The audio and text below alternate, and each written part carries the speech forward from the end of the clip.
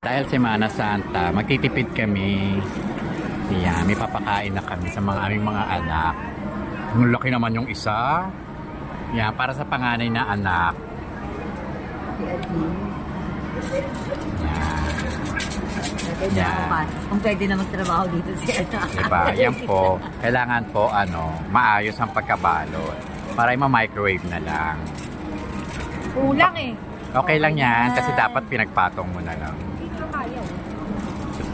Okay na, tapos patong mo na lang ulit yung isa. Yan. Pag yung microwave, hindi po tanggalin niyo po sa foil. Bawal po ang microwave. Ang foil sa microwave. Pwede. Pag sumabog yung microwave.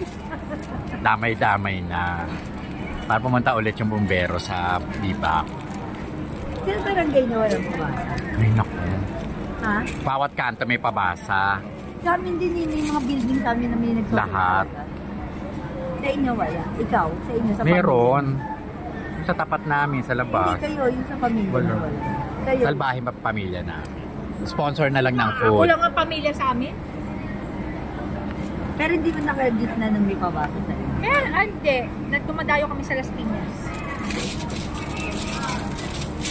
Yan, daling araw. Pero yung kami, kapit bahay namin. Wala na, tinigil na rin. Sayang eh. Yung ganun. Sayang tong karton.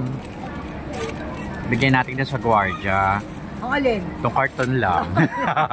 Sabihin ko, kuya yan, huwag ka na magalit ah. May karton ka na ng pizza. Karton lang. Salbahe, no? Yan. Ito naman yung para sa aso niya. Yan. Saka dyan. Dahil hindi dapat kalimutan ng mga aso. Yan, patong mo na lang. Yan. Sabi magaling siya sa ganyan. O eto. Ganyan yan, bahala na sila sa buhay niyo. Okay, thank you for watching.